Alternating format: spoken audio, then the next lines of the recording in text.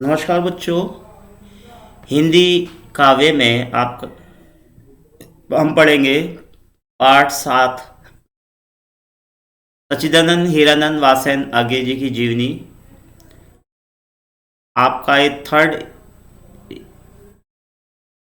Term का वो है, थर्ड टर्म का आपका ये भाग है।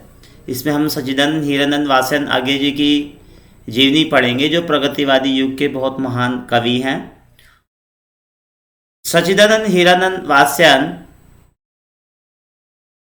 आगे का जन्म 1911 ईस्वी में हुआ था, मार्च। इनके पिता पंडित हीरानंद शास्त्री एक प्रसिद्ध पुरातत्ववेत्ता थे। ये पंजाब के करतारपुर जालंधर निवासी थे और वत्स गोत्रीय सारस्वत ब्राह्मण थे। जातिवाद की संकीर्णता से ऊपर उठकर गोत्र होने के कारण ये वात्स्यायन कहलाए। आगे जी का बचपन अपने पिता के साथ वन और पर्वतों में बिखरे पुरातत्व अवशेषों, कश्मीर और बिहार और मद्रास में व्यतीत हुआ। भाई बहनों से अलग रहने के कारण इनका जीवन व्यक्तित्व कुछ विशेष प्रकार का अंतर्मुखी और आत्मकेंद्रित हो गया था। इन्होंने पुराने ढंग से अष्टाध्यायी रटकर संस्कृत, फारसी और अंग्रेजी सीखी और स्कूल में की शिक्षा मद्रास और लाहौर में प्राप्त की। बीएससी प्राप्त करने के बाद इन्होंने अंग्रेजी और संस्कृत का अध्ययन किया और ये क्रांतिकारी आंदोलन में भी गिरफ्तार हुए और 4 वर्ष जेल में रहे और मेरठ के किसान आंदोलन में भी इन्होंने भाग लिया था। और ये आकाशवाणी में भी रहे और 1943 से लेकर 46 तक पश्चिमोत्तर सीमांत पर सैनिक के रूप में सेना में भी रहे थे। सैनिक, विशाल भारत, प्रतीक और त्रैमासिक वाक का भी इन्होंने संपादित किया। फिर ये यूरोप गए, इन्हें घुमकड़ी थी और इन्होंने कुछ यात्राएं की। अमेरिका भारतीय साहित्य और संस्कृति के प्राध्यापक भी रहे। जोधपुर विद्यालय की तुलनात्मक साहित्य और भाषा अनुशीलन विभाग के निदेशक पद पर भी इन्होंने कार्य किया। हिंदी साहित्य की इस महान विभूति का स्वर्गवास 4 अप्रैल 1987 को हो गया। मरणोपरांत इनकी रचना कितनी नावों कितनी बार पर भारतीय ज्ञानपीठ पुरस्कार से सम्मानित किया। आगे साहब ने जब लिखना प्रारंभ किया था तो हिंदी में साहित्य में प्रगतिवादी आंदोलन जोरों पर था। कविता छायावादी प्रभाव से मुक्त थी और इस प्रगतिवादी काव्य का ही रूप ही इस प्रयोगवादी काव्य आंदोलन के रूप में हुआ। इनका प्रवर्तन तार सप्तक के द्वारा सच्चिदानंद हीरानंद वास्यायन आगे ने किया और इसमें कवियों की संग्रहित रचनाएं 7 प्रयोगवादी कवियों की 7 प्रयोगवादी कवियों की रचना है। और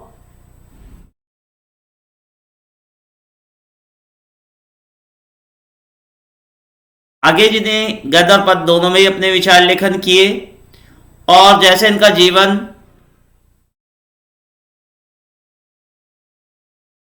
वैविध्यपूर्ण है वैसे ही अन्य रचना साहित्य भी है। इनकी कई कविताएं प्रकाशित हुई। भगनदूत और चिंता, हरी घास पे क्षण भर, बाबरा हेरी, इंद्रधनुष रोंदे हुए, अरे ओ करुणा में प्रभा में, आंगन के सुनहरे सहवाल, रूप भवरा, पूर्वा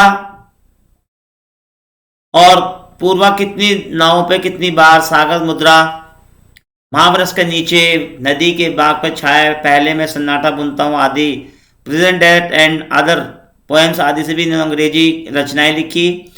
इन्होंने निबंध, नाटक, कहानी, उपन्यास आदि लिखाएं। सब रंग और कुछ राग, आत्मनिर्भर पर लिखित काल कोरे, इन्होंने आत्मपरक निबंध भी लिखे और त्रिशंकु तथा सप्तकों की भूमिका भी इन्होंने लिखी। शेखर, एक जीवनी, नदी के द्वीप, अपने अपना अजनबी, उपन्यास आदि इन्होंने लिखे। और यात्रा साहित्य में इन्होंने त्रिपथगा, परंपरा, कोठरी की बात, शरणार्थी, जयदोल आदि कहानियों को लिखा। आगे जी ने अपने सूक्ष्म कलात्मक बोध, जीवन अद्भुति, कल्पना शक्ति और सहज लेकिन संकेतमय अभिव्यंजना के द्वारा नूतन अनछुए रूपों को जागर किया और घिसी पिटी राजनीति सुधार के शांति के राय। इन्होंने परंपरागत अलंकारी लाक्षणिकता के आतंक से कार्यशील कर काव्यधारा का परिवर्तन किया था। मानव नियति और प्राकृतिक सौंदर्य से घिटे पिटे मड़ी मड़ाई शैली से हटकर आगे जी ने भाव को वाणी देकर बड़ी सास का काम किया। इन्होंने समष्टि को महत्वपूर्ण तो अवश्य माना, किंतु साथ ही व्यक्ति की निजता महत्ता को अखंडित रखा। आगे जी बहुमुखी और प्रतिभा संपन्न व्यक्तित्व थी और रचनाओं से प्राप्त होती। इनका विचार है कि बाह्य आवश्यकताओं की पूर्ति मनुष्य के लिए पर्याप्त नहीं है, परंतु इनके अंतःकरण का विकास भी समृद्ध भी जरूरी है। यही कारण है कि आगे जी ने व्यक्तित्व के मन के विकास की यात्रा को मान कर चलते हैं। आगे जी को भाषा पर असाधारण अधिकार प्राप्त था। इनके 3 रूप दृष्टिकोण होते हैं। पहला संस्कृत परिनिष्ठ शब्दावली, दूसरा ग्राम्य, फिर तीसरा देशज शब्दों का, तीसरा बोलचाल और व्यवहारिक भाषा का है। इन्होंने आंचलिक शब्दों को भी अपने भाषा में प्रयोग किया। छायावादी लाक्षणिक शैली, भावात्मक शैली, प्रयोगवादी स्पष्ट शैली, व्यंग्यात्मक शैली, प्रतीकात्मक और बिंबात्मक शैली का प्रयोग इनका दर्शनीय है। अपनी साहित्य कला से इन्होंने सजीव हृदय ग्रही बिंब प्रस्तुत किए हैं और प्रतीकों का भी प्रयोग किया है। और आपकी रचनाओं में प्रयुक्त प्रतीक भाव और सरल और बिंबों को सरल संघनता है।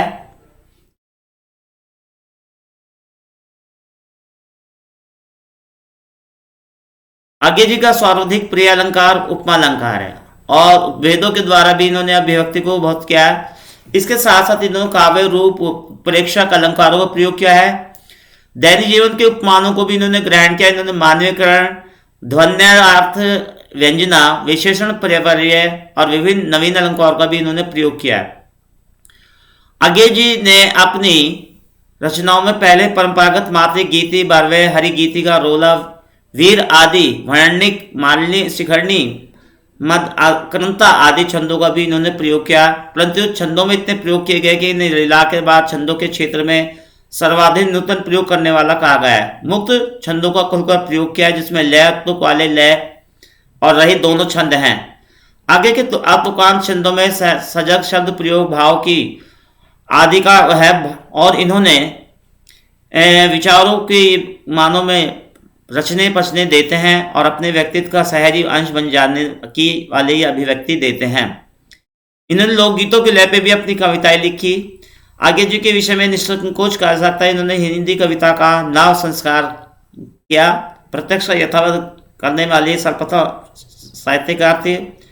प्रयोगवाद के प्रवर्तक के रूप में इनकी प्रतिभा साहित्य के क्षेत्र में सदैव मंडित रहेगी और आधुनिक हिंदी काव्य में आप निश्चित ही उच्च स्थान के अधिकारी हैं। तो बच्चों, आप इनकी जीवनी कॉपी में कर लेंगे। मैं आपको बता दे रहा हूँ कि जीवनी कहाँ से कहाँ तक करनी है। आप यहाँ से जीवनी करेंगे, ये जीवनी कॉपी में कर लेंगे और